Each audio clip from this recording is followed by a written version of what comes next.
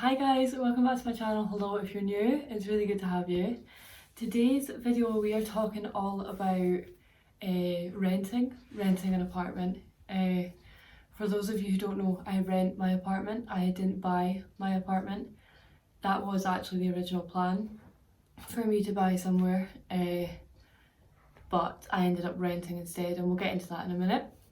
But I just asked over on my Instagram if anybody would be interested in kind of hearing my experience about renting specifically, and if anybody had any questions, and a couple of people sent them in and wanted to hear what other people had asked as well, so this is why we're here.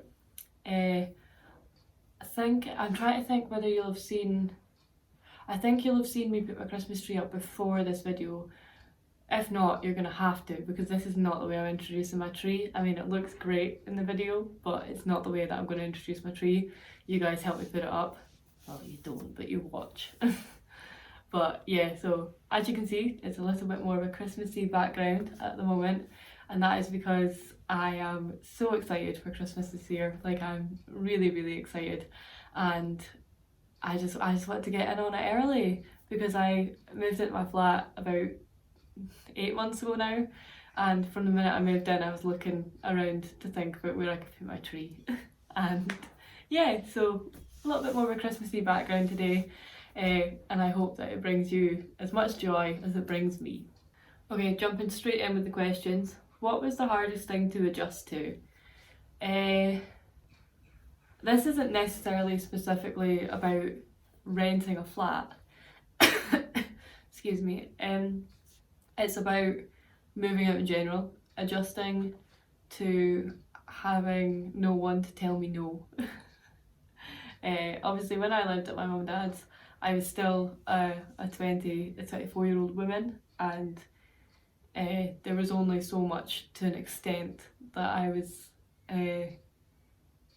able to be told what to do, I guess. I don't want this to sound really bad against my parents, but when I moved out of my flat, I had two options: whether I lose control completely and just go wild, or whether I use it as an opportunity to take care of myself and to build a better life for myself.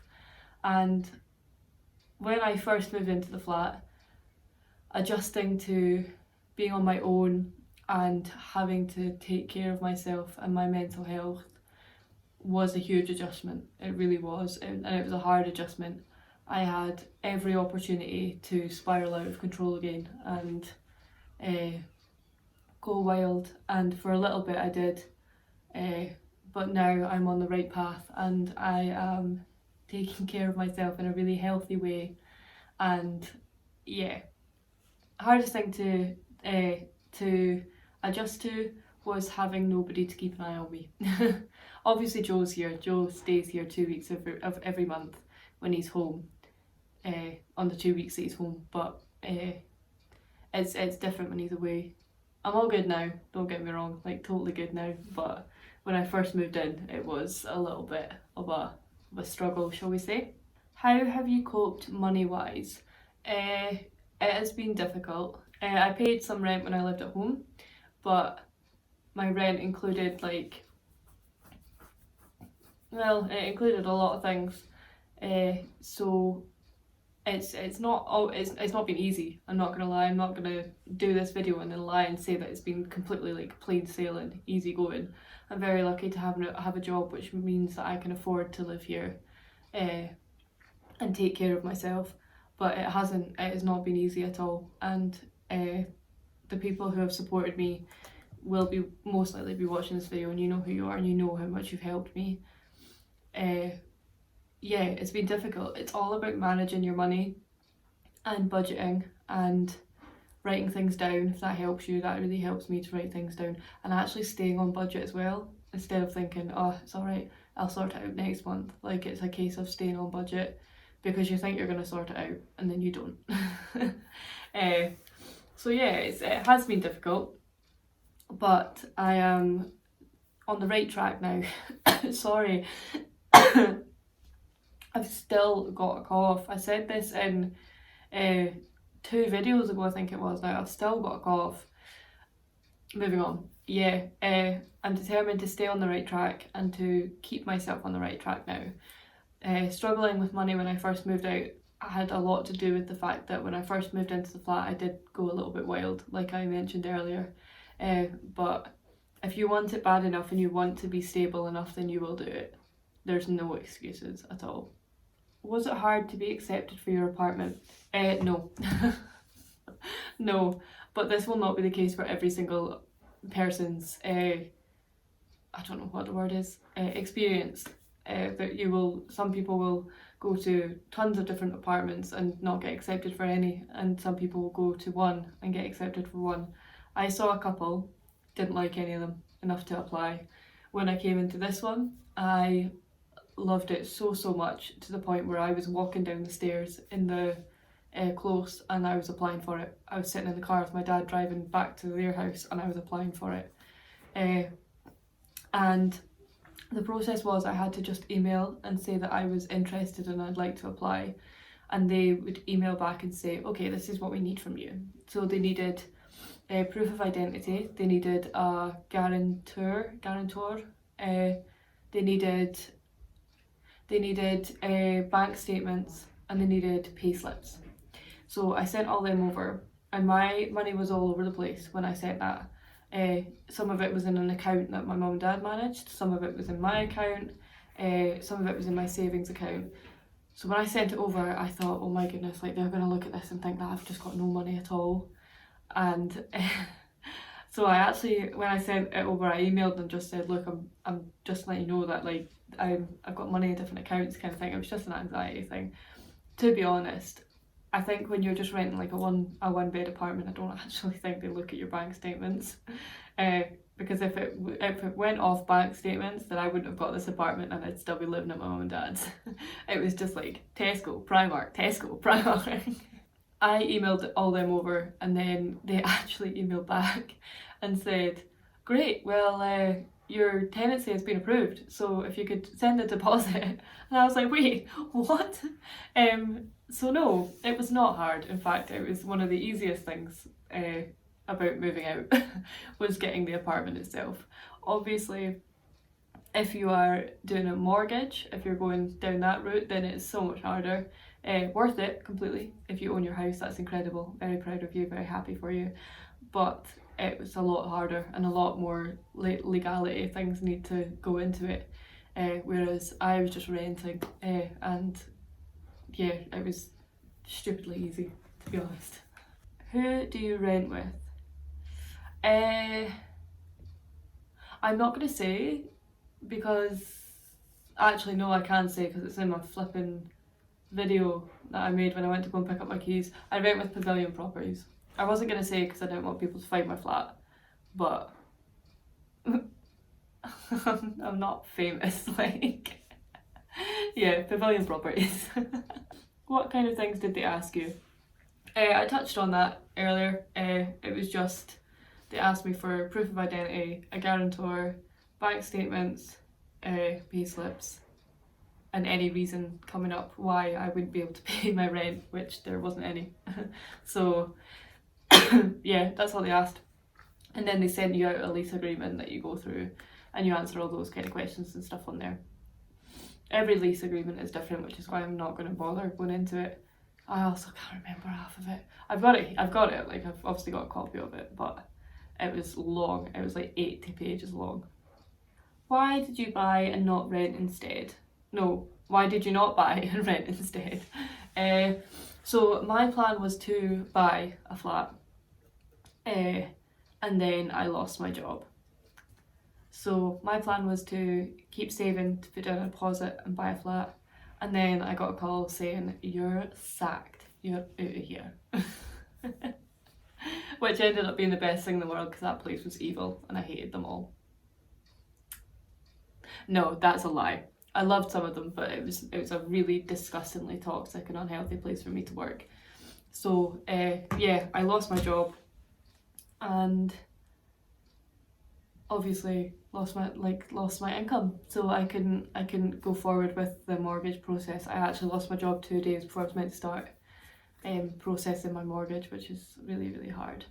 and it was a really difficult time at the time. It was horrendous, I can't even explain it. But it ended up actually being the best thing in the whole world for me, because I then decided that I wanted to move out, you know, I needed to get out of the house. I love my parents, I love my family, but I struggle with not having things a certain way. I can't explain it. I think that I am going to try and get some kind of diagnosis, because I know what mental health issues that I've had, but there's something else not quite right. It's a great source of anxiety for me to have things a different way to how I would normally have them, which sounds like I'm being spoiled, but that's not the case. So I found it very difficult living at home. I found it very restricting. I found it very claustrophobic, unfortunately. So I knew that I needed to move out, and I knew that I was ready and that I wanted out, basically. So instead of taking another year to like save for a deposit, go through the mortgage process, go through all of that, I decided just to get out and start to look at renting, which, if you have the money to go for a mortgage, I would 100% go for a mortgage, because when you're renting, it's incredibly difficult to save money. It's not impossible at all. It's not. Like, I'm not saying you're never going to be able to save any money, but it's harder to save money than it would be if you have a mortgage and stuff like that.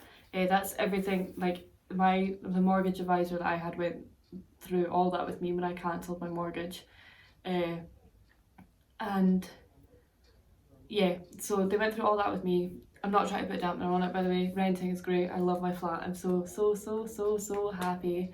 And having a mortgage and buying a house isn't for everybody, and that's totally fine. I don't know when that'll be for me, but for now, this is where I needed to be, and this is where I'm at. And everything that happened was leading me to where I needed to be, is what I'm trying to say. So I didn't buy a flat or a house because I was in the process of it. I lost my job, and it led me to making the decision to not wait another year and to just get out and go for it and go to where I knew that I needed to be. That was probably a really long way of saying that, sorry. Not a question, but you're doing amazing and I'm so proud of you. Oh, thank you. That's really kind of you. That's lovely. Oh. Can you explain how much your rent and council tax are exactly? No, I'm not going to. I'm not going to, just because everybody's different. I will say, no, I'm not. I'm sorry, I'm not going to. It just feels a little bit weird for me. I don't really want to explain, just in case somebody else is more and they think they should be paying less, or less and they think they should be paying more, and everything like that. It just gets a little bit complicated. So I'm not going to explain exactly how much I pay every month. It's too much money. I would quite like to have all that money back. But if I want to live in my princess palace and have my independence, then I have to pay it. But one thing I will say is that when you're moving out, if you're moving out on your own, you do get single person's discount for moving out on your own for your council tax. You can apply for that, and that's what I applied for. Technically, he doesn't actually live with me because he lives offshore, and he, it's hard to explain, but in the eyes of like my contract and stuff, Joe doesn't actually live with me because he doesn't live here for the entire month. So I've already looked into all that, by the way. I don't need anybody to tell me that I'm breaking the law or any pish like that, because I'm not. I've already looked into it. He lives here when he's home. He stays here overnight, every night, and stays here during the day when he's not going out and about. But he doesn't actually legally live with me in regards to my contract, is what I'm trying to say. But yeah, I'm not going to explain how much my council tax and rent are, just because it makes me feel a bit uncomfortable. But if you're trying to budget, if that's why you're asking me, then look at apartments on like Zoopla and stuff, and they will tell you how much the rent is and how much your average cost of living will be. There should be a thing on it that shows you. It's like a little wheel, and it should show you how much every month, and that's how I kind of worked out exactly what I would be paying. you're not going to know completely until you move into the place that you're going into, but it will give you a rough estimation. Who is your electric provider and is it hard to keep track on? My electric provider is SSE, and it is a top up as you go electric. It's got a little key that you take out and you take to somewhere and put money on it. So for that respect, it's not difficult to keep an eye on because you literally see how much you're spending, and that's actually what I wanted, because I didn't want to be slapped with a bill at the end of every month and not know exactly how much it is, kind of thing. So I don't know if that actually would have happened. I've never seen what actual electric bills are, whether you are able to see how much you're paying throughout the month or not. But for me, this was actually such a easy way of keeping track on it, and it really does help. So mine is SSE, little key, you top up as you go. It's good. I mean, it's an expensive way of doing that. Everyone keeps telling me it's like I can't change out of rent. So thank you, but yeah. I'm just gonna answer one last question. Oh, because my throat's going. I'm also gonna clean the flat, ready for Joe coming home tonight. So last question, how did you manage to have all of your furniture? How long did you save for? So, my furniture, everything in my bedroom was already in my bedroom when I lived at my mum and dad's. Everything, minus the wardrobe and the place that I have my TV on, the crushed velvet box. They came probably about a month after I moved into the flat, but everything in there was already there. I already had, it wasn't there, it was empty when I moved in, but I already had it. My sofa, I actually bought 2 days before I moved into the flat, before I went for the flat viewing.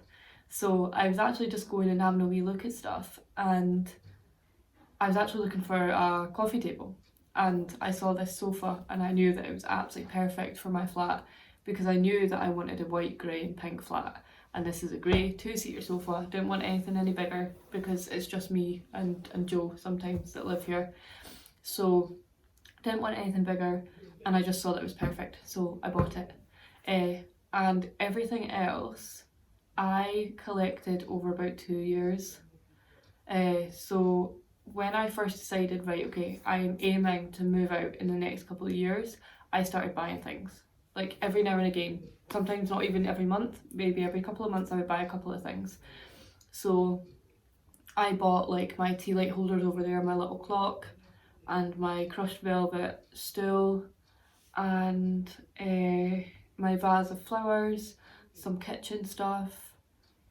I actually had quite a lot before I moved in, which made it so much easier because it felt like home, because it was all my stuff that I'd had for ages that I was bringing in, which really helped.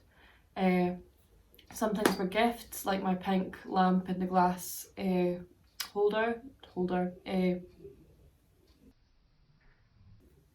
glass stand thing. Yeah, that was a gift. Yeah, some things were gifts, like my pink cutlery, like my pink utensils, they were a gift. My TV was a gift from my beautiful angel boyfriend. Such a gem. But things like my coffee table and my rug and my TV stand in here and my 2 little tables that come with a coffee table and my lamp in my bedroom and my wardrobe and my kettle and toaster and stuff, that was all bought with money that I'd saved, and that money was kindly given to me by my granddad to buy a couple of things for the flat. So I saved for quite a while, but it was difficult because we were in lockdown and we were on furlough, and before I started my job a year ago in October, I was on universal credit, which was something like £300 a month. So it was incredibly difficult to save, so I didn't actually come into the flat with as much money as I wanted to, which then, like I said earlier about adjusting to money, made it a lot more difficult because I didn't have that much money to fall back on if I it all up like I did. Yeah, so I did save as much as I could for a while, and like I said, my granddad gave me a little bit of money as well to buy a couple of things for the flat. So honestly, about 80% of the stuff that was in here I had before I moved in, and the other 20% were some gifts and just some things I bought myself, like my TV stand, which is massive, it's big and it's sturdy and it's beautiful, was £9. Like, it's about finding things that match your decor and match what you want, but aren't like £50 for a TV stand. Some of them I was looking at, there was like £80. No way. It stands up my TV. I'm not watching the TV stand, I'm watching the TV, you know what I mean? Like, so yeah, luckily for me, I'd collected a lot, and yeah. I am gonna get going, just because like I said, I'm gonna clean the flat and stuff before Joe gets home, and it's already 1 o'clock in the afternoon, so I need to get my butt in gear. But I just want to say thank you so much for being here. Thank you for following my journey when it comes to moving into my flat.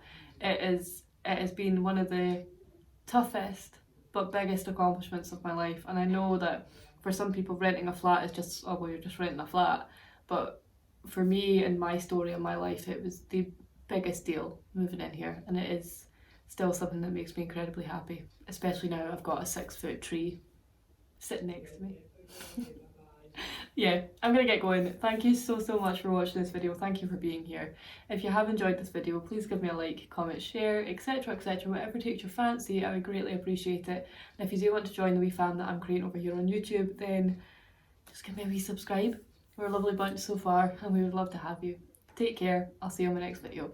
Bye guys.